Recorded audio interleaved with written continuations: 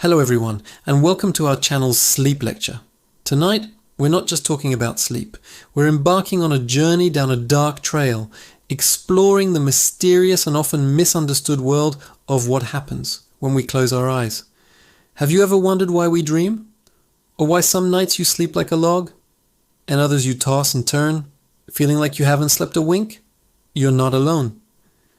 Sleep is one of the most fundamental biological processes. Yet for many of us, it remains a profound mystery, sometimes even a source of anxiety. Tonight, we're going to demystify sleep together. Think of this as your personal guide through the winding paths of your own mind.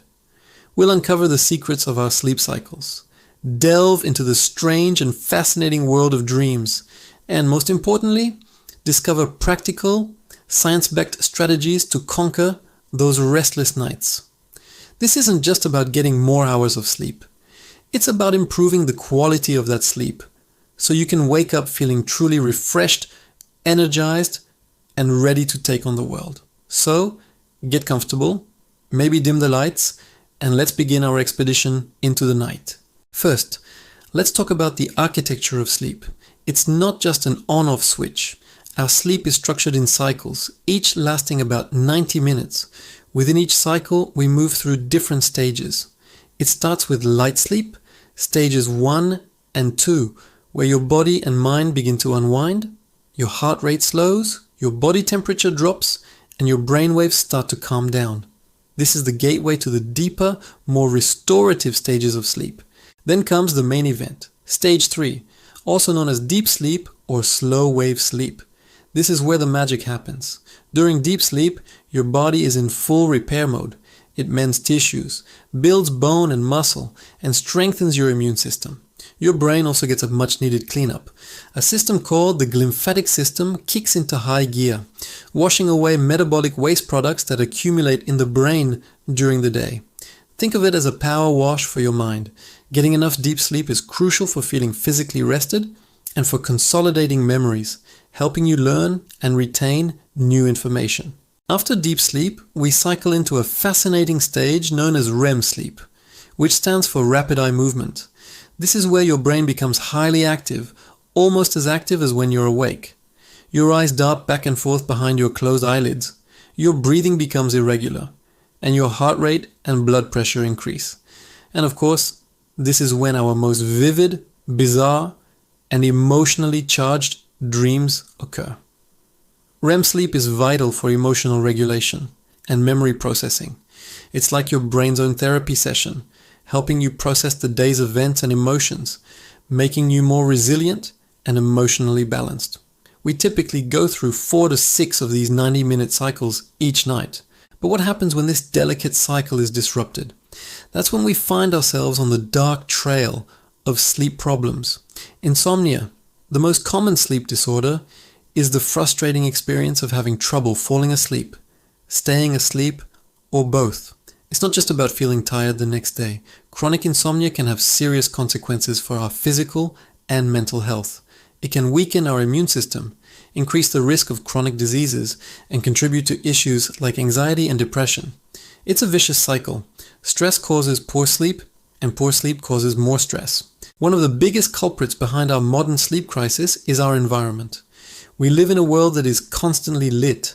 Our brains have an internal clock, the circadian rhythm, which is heavily influenced by light and darkness.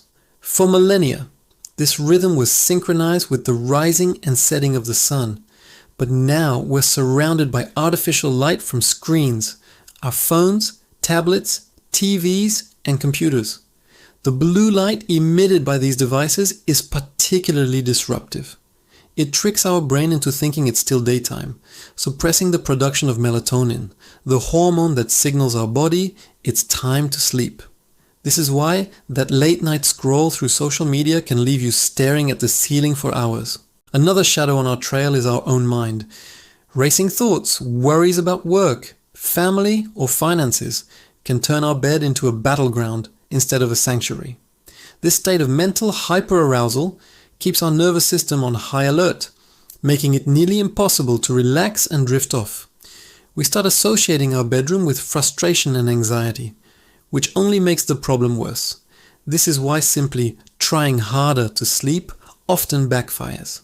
Sleep is not something you can force. It's something you have to allow. So how do we find our way back to the path of restful sleep? The key is to create the right conditions, both externally and internally. This begins with something called sleep hygiene. It's not about being clean.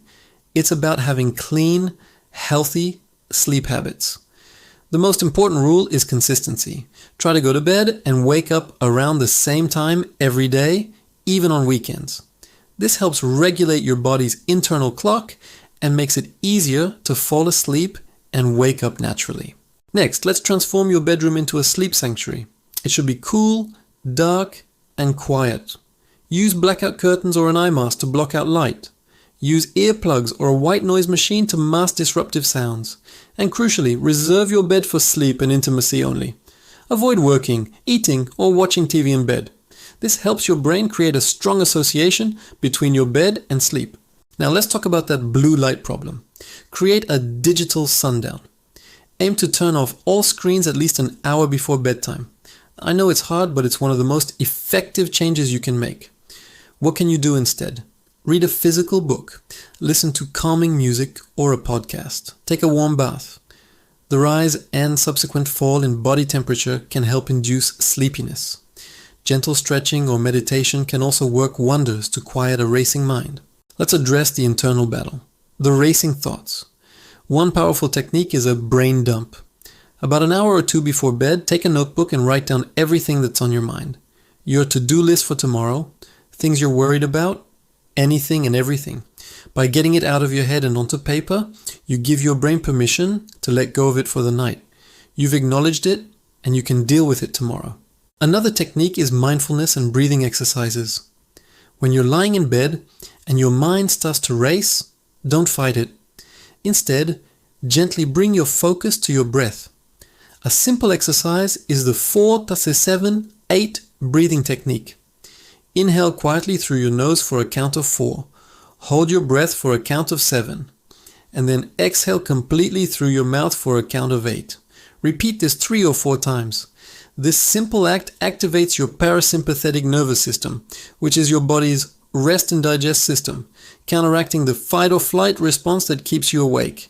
It's also important to consider what you're consuming. Avoid caffeine and nicotine, which are stimulants, especially in the afternoon and evening. While alcohol might make you feel drowsy initially, it actually disrupts sleep later in the night, particularly REM sleep, leaving you feeling unrefreshed. A light, healthy snack before bed can be helpful for some, but avoid large, heavy meals close to bedtime, as they can cause discomfort and indigestion. Regular physical activity is also fantastic for sleep, but timing matters. A vigorous workout in the morning or afternoon can promote deeper sleep at night.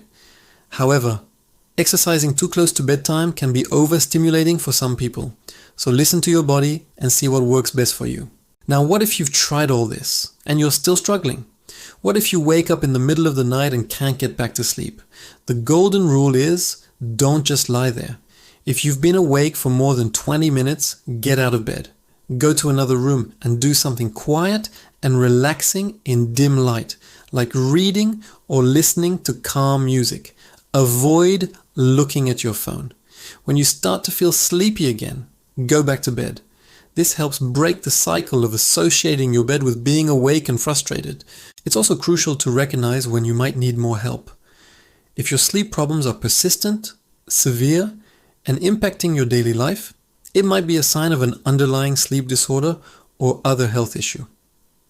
Don't hesitate to talk to a doctor or a sleep specialist. Cognitive behavioral therapy for insomnia, or CBTI, is a highly effective drug-free treatment that helps you reframe your thoughts about sleep and develop healthier behaviors. It's considered the gold standard treatment for chronic insomnia. Remember, seeking help is a sign of strength, not weakness. Your sleep is too important to neglect. Navigating the dark trail of sleep can feel lonely and daunting, but you have the power to find your way back to the light. It's a journey of small, consistent steps. By understanding the science of sleep, respecting your body's natural rhythms, and creating a calming pre-sleep routine, you can transform your relationship with the night. You can turn your bedroom back into a peaceful haven and make sleep your superpower. A good night's sleep isn't a luxury. It's a fundamental pillar of health, happiness, and well-being. It fuels your body, sharpens your mind, and soothes your soul. Thank you for joining me on this journey tonight. I hope you found these insights helpful and feel empowered to improve your own sleep. Start with 1 or 2 small changes this week and see how you feel. The path to better sleep is a personal one, so be patient and kind to yourself along the way. Sweet dreams. Thank you for watching, and if you found this helpful, please like and subscribe for more lectures on how to live a healthier, more rested life.